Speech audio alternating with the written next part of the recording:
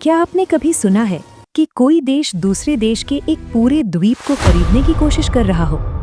सुनने में ये किसी 19वीं सदी की कहानी जैसा लगता है, लेकिन 2026 में ये हकीकत बनने की ओर है। डोनाल्ड ट्रंप की नज़र अब ग्रीनलैंड पर है। क्या ये सिर्फ एक रियल एस्टेट डील है या दुनिया पर कब्जे की कोई बड़ी रणनीति? आज के वीडियो में हम इसी ग्रीनलैंड विवाद की पूरी रिसर्च आपके सामने रखेंगे। ग्रीनलैंड दुनिया का सबसे बड़ा द्वीप है। इसका 80% हिस्सा बर्फ से ढका है, लेकिन इस बर्फ के नीचे दबा है दुनिया का सबसे बड़ा खजाना। यहाँ लगभग 15 lakh tonne rare earth minerals होने का अनुमान है।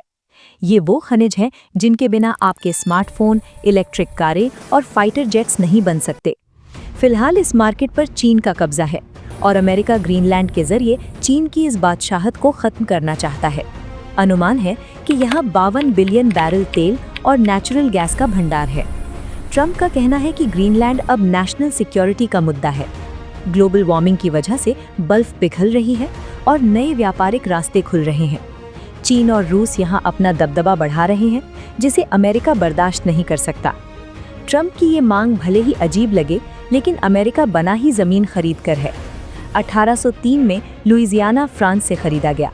1867 में अलास्का रूस से सिर्फ $72 लाख में खरीदा गया। यहाँ तक कि 1917 में अमेरिका ने खुद डेनमार्क से वर्जिन आइलैंड्स खरीदे थे। इसलिए ट्रंप को लगता है कि हर चीज़ की एक कीमत होती है। लेकिन यहाँ एक बड़ा पेंच है। डेनमार्क ने साफ कह दिया है, ग्रीनलैंड बिकाऊ नहीं है। अब सवाल ये है कि अगर डेनमार्क नहीं बेचता तो क्या ट्रंप सेना भेजेंगे? ट्रंप ने इस विकल्प को खारिज नहीं किया है, लेकिन समस्या ये है कि अमेरिका और डेनमार्क दोनों नेटो के सदस्य हैं।